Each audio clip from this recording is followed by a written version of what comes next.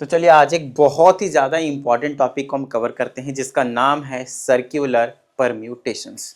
तो अगर आप लोगों को पहले से पता हो तो हमने रो या फिर कॉलम बेसिकली एक स्ट्रेट लाइन में ऑलरेडी आप लोगों को सिखा दिया है कि टोटल अरेंजमेंट कैसे की जाती है। फॉर एग्जाम्पल अगर ये सारे के सारे डिफरेंट है तो हम 4 फैक्टोरियल से अरेंज कर सकते हैं। अगर मान लेते हैं कि इन 4 में से 2 सिमिलर है, ये दोनों सिमिलर हैं, तो टोटली आपके पास 4 फैक्टोरियल से अरेंज होंगे और अगर जो सिमिलर होते तो उसको हम 2 फैक्टोरियल से डिवाइड कर देते थे। ये आपके पास सिंपल था, बिल्कुल सिंपल था। लेकिन अब इन्हीं 4 को मान लेते हैं, ये 4 है हमारे पास, इन्हीं 4 को हम क्या कर सकते हैं, सर्क्यूलर में, सर्कल में, एक राउंड टेबल में आपके पास चारों तरफ से जो है वो अरेंज कर सकते हैं। कंडीशन ये रहती है, ध्यान समझिएगा, कि पूरे के पूरे जो चेयर्स लगे होते हैं राउंड टेबल के चारों तरफ, वो सभी के सभी एग्जैक्टली सेम होते हैं। आप क्लॉकवाइज से देखो या एंटी क्लॉकवाइज से देखो, कुछ भी फर्क नहीं पड़ेगा। यहाँ पे मैं क्लॉकवाइज और एंटी क्लॉकवाइज क्यों कह रहा हूँ वो भी समझ में आ जाएगा। बट हाँ, उस पे बैठा इंसान डिफरेंट हो सकता है, पर्सन डिफरेंट हो सकते हैं, मेल हो सकते हैं, फीमेल हो सकते हैं, गर्ल चाइल्ड, बॉय चाइल्ड, है ना, एज्ड, कुछ भी हो सकते हैं, आपके पास कोई प्रॉब्लम वाली बात नहीं। खैर अभी सारी चीज़ें हम आपको समझाएंगे, पहले एक बेसिक सी चीज़ को हम समझने की कोशिश करते हैं। अगर मैं आपसे बोलता हूँ कि मेरे पास 3 डिफरेंट ऑब्जेक्ट है, क्या है, मेरे पास 3 डिफरेंट ऑब्जेक्ट्स हैं, और अगर मैंने आपको बोला कि इसे हमें अरेंज करना है, तो आप बोलोगे सर इसे हम 3 फैक्टोरियल में अरेंज कर सकते हैं। दूसरी चीज़, अगर मैंने आपसे बोला सर ऐसा करो, आप इन तीनों को सर्क्यूलर में अरेंज करके दिखाओ, सर्क्यूलर अरेंजमेंट करके बताओ कि कितने निकल कर आएंगे। देखो इसकी बात हमने कई बार करी हुई, इस वाली चीज की, है ना, नॉर्मल आपके पास एक लाइन में अरेंज करने वाली की बात हमने कई बार करी हुई, अभी तक वही बात करते हुए हम आ रहे थे। लेकिन आज अपना जो टॉपिक है वो स्विच किया गया है किसके ऊपर, सर्क्यूलर अरेंजमेंट के ऊपर, सर्क्यूलर परम्यूटेशन के ऊपर। तो सर्क्यूलर परम्यूटेशन कितने होंगे भाई, हमें वो भी तो समझना पड़ेगा। आइए समझने की कोशिश करते हैं। तो चलो 3 ऑब्जेक्ट लेते हैं और तीनों के तीनों को हम डिफरेंट लेते हैं। जैसे ये मेरे पास एक सर्कल है और इसमें मैं 3 ऑब्जेक्ट्स को बनाने की कोशिश करता हूँ और पता लगाएंगे कि टोटल कितने अरेंजमेंट जो है वो बन सकते हैं। मान लेते हैं 3 पर्सन है, पर्सन ए, पर्सन बी और पर्सन सी, पर्सन बी और पर्सन सी। ठीक है, बेहतरीन तरीके से समझने की कोशिश कीजिएगा। ठीक है, यहाँ पे नहीं समझाएंगे, उधर चलते हैं, वहाँ पे ज़्यादा बेहतर तरीके से समझा पाऊंगा मैं आप लोगों को, थोड़ा स्पेस ले लेकर। जैसे कि मेरे पास एक सर्कल है, इस सर्कल में मुझे 3 ऑब्जेक्ट्स को, 3 डिफरेंट ऑब्जेक्ट्स हैं, उनको हमें अरेंज करना है। तो मैंने बोला इसको छोटा कर देता हूँ क्योंकि हमारे पास बहुत सारे अरेंजमेंट्स बनेंगे, 1, 1, 2 और 1, 3। ठीक है ना,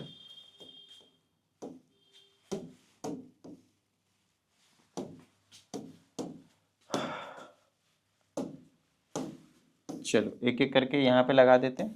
टोटली जितने बनेंगे उतने ही जनरली मैं यहाँ पे बना रहा हूँ। 6 बनाएंगे हम नॉर्मल स्ट्रेट लाइन का, बट सर्कुलर में ऐसा 6 नहीं बनता। बताऊंगा क्यों और क्या रीजन है, और सारी चीज़ें एक्सप्लेन करी जाएगी, बस आप लोग ध्यान से सिर्फ समझते जाइएगा। मान लेते हैं मेरे पास यहाँ पे एक्स वाई जेड ले लेते हैं, एक्स ले लेते हैं, वाई ले लेते हैं और ये आपके पास जेड ले लेते हैं। 3 पर्सन है, तीनों को हमने क्या कर दिया, यहाँ पे अरेंज कर दिया। क्या इतनी बात समझ में आई? ठीक है, अब मेरी बात ध्यान सुनिएगा। यहाँ पे x था, y था, z था, इसको मैं ऐसे भी तो अरेंज कर सकता हूँ, यहाँ पे x, यहाँ पे y और यहाँ पे z। बोलो हाँ या नहीं? ठीक है, ऐसे भी कर सकता हूँ। दूसरी चीज मैं ऐसा भी तो कर सकता हूँ, यहाँ पे x को फिक्स किया था, अब की बार मैं यहाँ पे y को फिक्स करता हूँ, तो यहाँ पे y आएगा, फिर यहाँ पे x आएगा और यहाँ पे आपके पास z आएगा। ठीक है, फिर से y को मैंने यहीं पे फिक्स रखा है, अब की बार z को मैं यहाँ कर देता हूँ और x को मैं यहाँ कर देता हूँ। जैसे स्ट्रेट लाइन में अरेंज करते थे वैसे ही यहाँ पे अरेंज कर रहा हूँ, कुछ अलग नहीं कर रहा हूँ मैं। बट यहाँ पे एक ट्विस्ट आएगा, अब की बार मैं यहाँ पे z को फिक्स कर देता हूँ, तो यहाँ पे आपके पास y आ जाएगा और यहाँ पे x आ जाएगा। या फिर आप कह सकते हो यहाँ पे अगर हमने z को फिक्स किया तो यहाँ पे आपके पास x आ जाएगा और यहाँ पे आपके पास y आ जाएगा।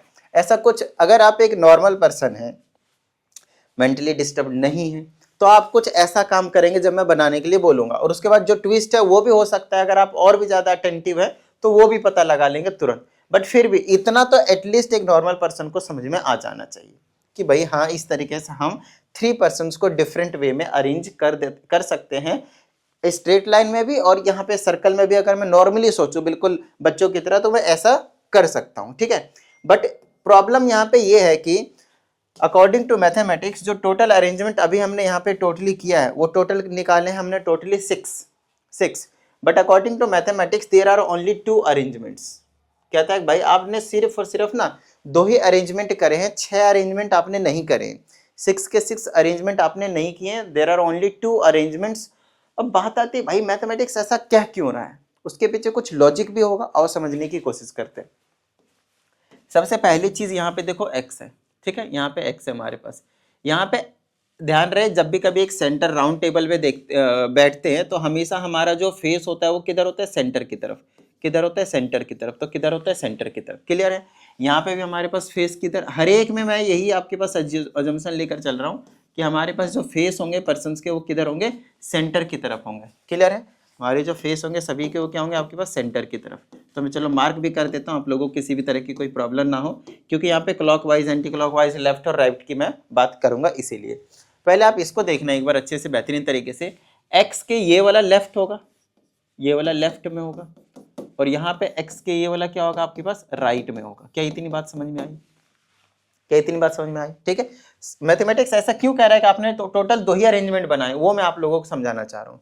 ठीक है। नेक्स्ट, अगर ये आपके पास x के लेफ्ट में कौन है, z है, और x के लेफ्ट में कौन है आपके पास, y है, और कहीं ऐसा कोई आपके पास अरेंजमेंट देखने को मिल रहा है क्या, देखना एक बार कि x के लेफ्ट में ये और ये सेम नहीं बना दिया मैंने, हाँ ये और ये वाला मैंने सेम लिख दिया। चलो इसको आगे पीछे करते हैं, इसको आगे पीछे कर देते हैं। ये वाले z को मैंने यहाँ रख दिया और y को मैंने यहाँ रख दिया, बाकी सब में ठीक किया है ना, x z z x y x x y। ठीक है, सही है। अब वापस आते टॉपिक के ऊपर। अब x के लेफ्ट में कहीं पे और z है क्या, देखना x के ये लेफ्ट में y है, x के लेफ्ट में, x के लेफ्ट में ये देखो यहाँ पे लेफ्ट में आपके पास है, और राइट में आपके पास कौन है, y है। देखो राइट में y है, तो मैं कह सकता हूँ कि ये वाली चीज पूरी और ये वाली चीज दोनों के दोनों सेम है। x के राइट में, x के लेफ्ट में देखो यहाँ पे क्या है आपके पास, x के लेफ्ट में कौन है, z है, और x के राइट में कौन है आपके पास, y है। क्या इतनी बात समझ में आई आप लोगों के। अब जो जो मैं मार्क कर रहा हूँ ना उसको थोड़ा सा अच्छे से बेहतरीन तरीके से ध्यान देकर समझिएगा। एक तो यही वाला जिसमें मैंने अभी मार्क करके लिख भी दिया, एक ये वाला, और एक ये वाला। इन तीनों को एक बार आप बेहतरीन तरीके से थोड़ा सा ध्यान देकर ना समझ लीजिए एक बार कि भाई ये तीनों के तीनों जो है वो डिफरेंट है या फिर सेम, बस ये देख लेना। ये तीनों के तीनों आपके पास डिफरेंट है या फिर सेम है, बस वो चीज देख लेना। बताओ मुझे कुछ समझ में आया यहाँ पे क्या हो रहा है। ये तीनों के तीनों आपके पास सेम टू सेम देखने को मिलेंगे। सर ऐसा क्या रीजन है कि सेम टू सेम है, आप देख लो ना भाई, आप कहीं से भी चेकआउट करोगे, चाहे आप एंटी क्लॉकवाइज चेक करोगे या क्लॉकवाइज चेक करोगे, जो जिसके लेफ्ट में और जो जिसके राइट में बैठा है तीनों में वैसा ही आपके पास बैठा हुआ मिल जाएगा। फॉर एग्जाम्पल चलो हमने एक्स को चेक किया, चलो वाई को चेक करते हैं। वाई के राइट में जेड है और वाई के लेफ्ट में एक्स है। y के राइट में आपके पास देखो, y इधर देख रहा है ना, फेस इधर है, y के राइट में z है, y के लेफ्ट में x है। यहाँ पे देखो y, यहाँ y के राइट में z है, y के लेफ्ट में x है। अब z से भी ये चीज चेक कर सकते हो। तो मैं बोल सकता हूँ ये वाले जो तीनों रेक्टेंगुलर बॉक्सेस में जिसको मैंने क्लोज किया हुआ है वो तीनों के तीनों आपके पास क्या एग्जैक्टली सेम है, इसमें कोई भी डिफरेंस आपको देखने को नहीं मिलेगा। अगली चीज, आगे जो बाकी तीन ये वाले और ये वाले बचे हैं, आप एग्जैक्टली इन तीनों को सेम बोलोगे, आपको पता चल गया होगा क्यों। बोले समझ में आई बात इतनी। ठीक है, एग्जैक्टली सेम रीजन आप चेकआउट कर सकते हो, मजा आ जाएगा करके। अब टोटली तो बने तो टोटल 6 दिए थे हमने, बना तो 6 दिए थे, लेकिन क्या टोटल अरेंजमेंट हमारे पास 6 निकले, नहीं निकले। कितने निकले हमारे पास, ओनली 2। कितने निकले हमारे पास, ओनली 2। तो इसका जो सर्कुलर अरेंजमेंट का जो कंसेप्ट आता है मैथमेटिक्स में, जब इतना कुछ प्रैक्टिकली करने के बाद पता चला कि तो हमें पता चला कि 3 अरेंजमेंट तो होगा, लेकिन फिर उसको हमें 3 - 1 मतलब एक तरीके से 3 से जो है ना उसको डिवाइड करना पड़ेगा, उतना ही फैक्टोरियल से, क्या करना पड़ेगा, इसको डिवाइड करना पड़ेगा। या फिर आप इसको लिख सकते हैं कि अगर n ऑब्जेक्ट्स होते तो n फैक्टोरियल, और उतना ही n से हम क्या करेंगे, इसको डिवाइड कर देंगे। क्या इतनी बात समझ में आई। और इसी चीज को कैसे लिख सकते हैं, n को लिख दो n, फिर ब्रैकेट में n - 1, फिर नीचे वाले n से n कट जाएगा, अच्छा n - 1 का फैक्टोरियल भी रहेगा। बोलो हाँ या नहीं। तो सर्क्यूलर जो हमारे पास सर्क्यूलर अरेंजमेंट होंगे, आपके पास अरेंजमेंट होंगे, वो टोटल कितने होंगे भाई हमारे पास, वो हमेशा सिंपल हम याद रखेंगे n - 1 का फैक्टोरियल होगा, n - 1 का फैक्टोरियल होगा। देखो मैं डायरेक्टली आपको फॉर्मूला बता सकता था, इसमें कोई प्रॉब्लम वाली बात नहीं थी, लेकिन मैंने फिर भी ऑलमोस्ट 10 मिनट का टाइम लगाकर आपको ये जो कॉन्सेप्ट है वो समझाया है। तो ये यूं ही नहीं समझाया है, कुछ लॉजिक होगा इसके पीछे। समझ में आ रही थी ना बात? बाकी जिनको जस्ट वैसे ही मतलब हवा में करना है वो कर सकते हैं, डायरेक्टली फॉर्मूला याद रखते हैं, कोई प्रॉब्लम वाली बात नहीं है। आइए इनसे एक थोड़ी अच्छी अंडरस्टैंडिंग हो जाती है और कुछ नहीं। अब इसमें एक और प्रॉब्लम आता है, सर्कुलर अरेंजमेंट तो आपको समझ में आ गया कि भाई इस तरीके से करेंगे। एक और प्रॉब्लम आती है जिसे हम बोलते हैं गार्लैंड प्रॉब्लम। क्या होता है गार्लैंड? अरे गार्लैंड मतलब वो मालाएं होती है, पता है ना, माला। गार्लैंड्स लिख देता हूँ तो मालाएं हो जाएंगे, देख लेना भाई, हिंदी में मात्राओं में गलती करता हूँ मैं।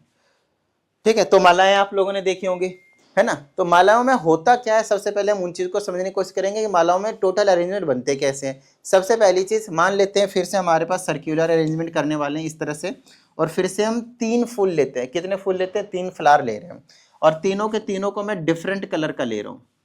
तीनों के तीनों को मैं क्या कर रहा हूँ, आपके पास डिफरेंट कलर का ले रहा हूँ। तो एक मैंने व्हाइट कलर का ले लिया, एक मैं क्या करता हूँ भाई यहाँ पे येलो कलर का ले लेता हूँ, ठीक है ना।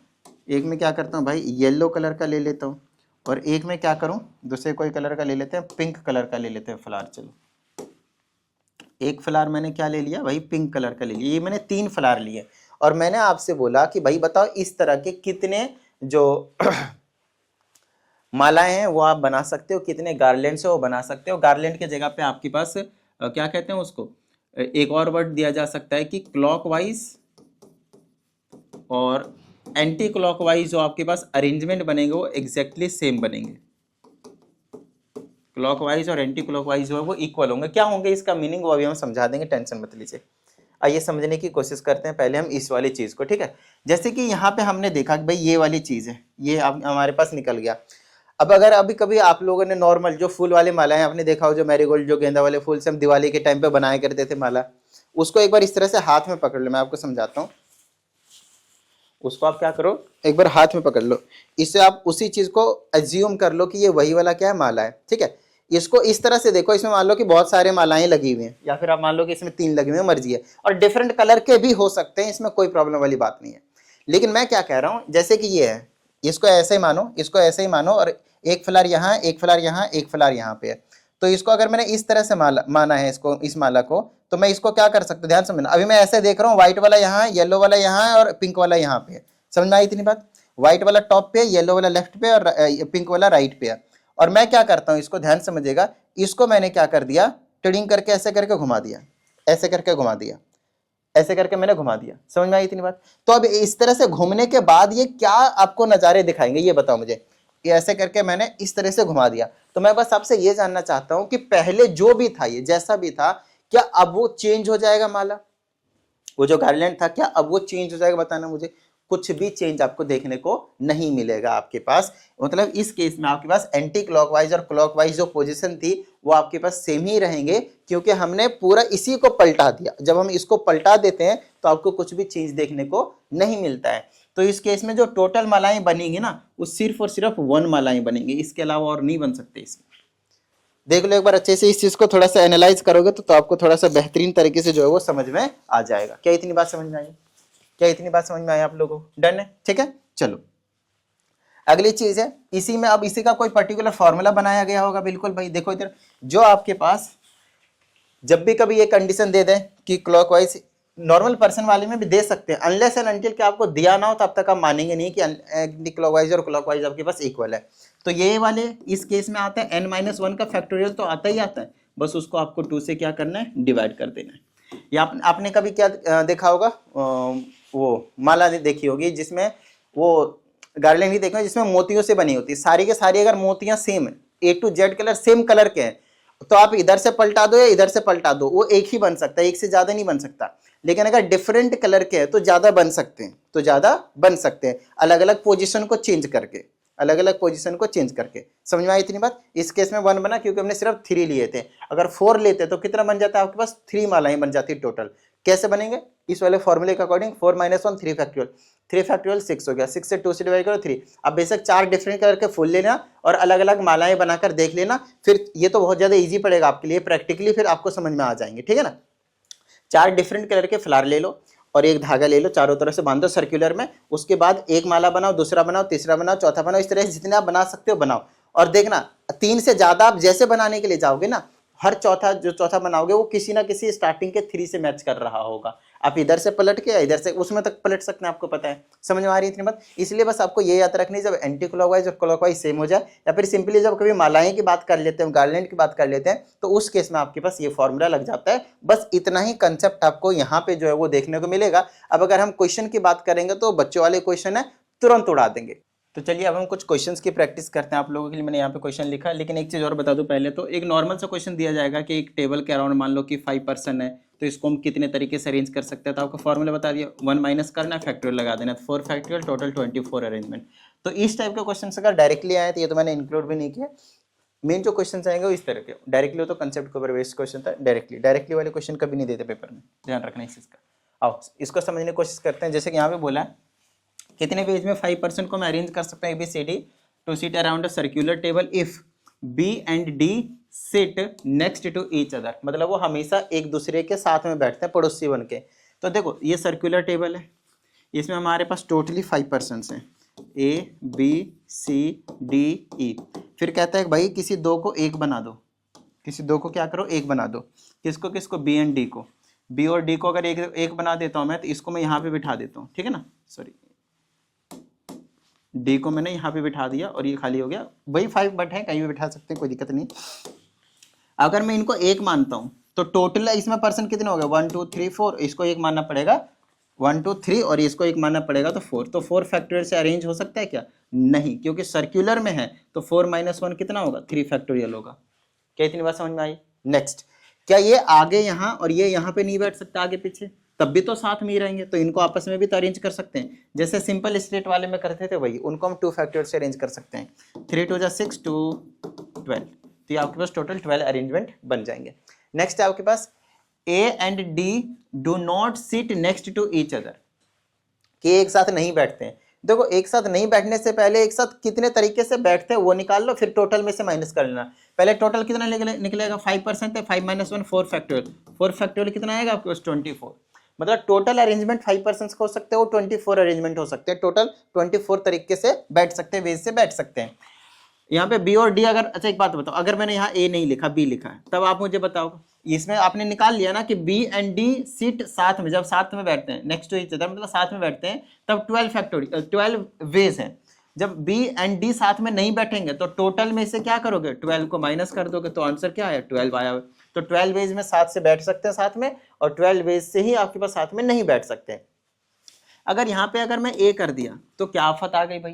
पहले मैं निकाल लूंगा कि A और D साथ में बैठेंगे, अब की बार A और D को साथ करेंगे तो आंसर तो वही आएगा जो पहले का B और D का आया था 12। बोलो हाँ या नहीं? और साथ में नहीं बैठेंगे तो फिर से क्या आएगा? 12 माइनस 12 24 माइनस 12 दैट इज 12। समझ में आई इतनी बात? क्लियर है? आइए नेक्स्ट क्वेश्चन की बात करते हैं।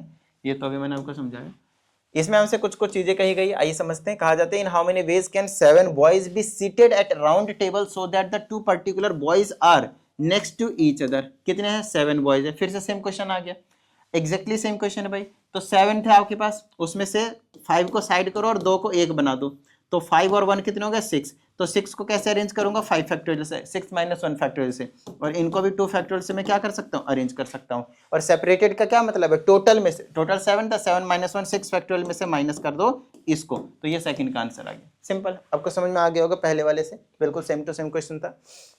ये क्वेश्चन इंपॉर्टेंट, ध्यान समझिएगा। इन how many ways can 4 ladies and 4 main be seated in a round table so that all ladies seat together. Total 8 लोग हैं। टोटल कितने लोग हैं भाई? 8 लोग हैं। A B C D E F G H, total 8 लोग हैं। इसमें हमसे कहा गया है कि 4 लेडीज हैं, मान लेते हैं स्टार्टिंग के 4 क्या है? लेडीज है, और इन चारों को मान लेते हैं जेंट्स है, मतलब मेल है, ठीक है ना। इसमें हमसे कहा गया चारों लेडीज को एक साथ बिठाओ भाई, तो जो पीछे वाला क्वेश्चन था वही हो गया। क्वेश्चन इस टाइप के आएंगे आपके पास, सर्कुलर अरेंजमेंट, सिंपल सी बात है। तो इन चारों को अगर एक मानता हूं तो ये एक हो गया और ये 4, कितने हो गए? टोटल 5। सर्कल में टोटल कितने? 5 है। सर्कल में टोटल कितने? 5 है। सभी लेडीज को हमेशा एक ही साथ बिठाना है, बहुत बढ़िया भाई, बिठा देंगे, कोई दिक्कत नहीं है। तो सर्कल में टोटल कितने होगा आपके पास? 5। तो 5 को कैसे अरेंज कर सकता हूँ? 5 माइनस 1 4 फैक्टोरियल से। बोलो हाँ या नहीं? बिल्कुल सही बात। लेकिन उसके बाद क्या मैं इन विमेन को कुछ तो गड़बड़ है, कुछ तो गड़बड़ है भाई। बताता हूँ, इन विमेन को मैं क्या कर सकता हूँ बताना, आपस में 4 फैक्टर से अरेंज कर सकता हूँ, जब भी तो ये टुगेदर रहेंगे भाई, कोई प्रॉब्लम वाली बात नहीं, बोलो हाँ या नहीं। तो इनको मैं क्या कर दिया भाई, 4 फैक्टोरियल से और भी अरेंज कर दिया। कोई दिक्कत भाई, बताओ समझ में आई इतनी बात। इनको मैं 4 फैक्टोरियल से और अरेंज कर सकता हूँ, नहीं सब कुछ ठीक है। ये कितना हो जाएगा 24 इंटू में 24 कितना हो गया 576। बोलो क्लियर हुई बात। तो ये जो चीज है आपके पास जो पीछे कंसेप्ट होता है उसी के बेस पे था।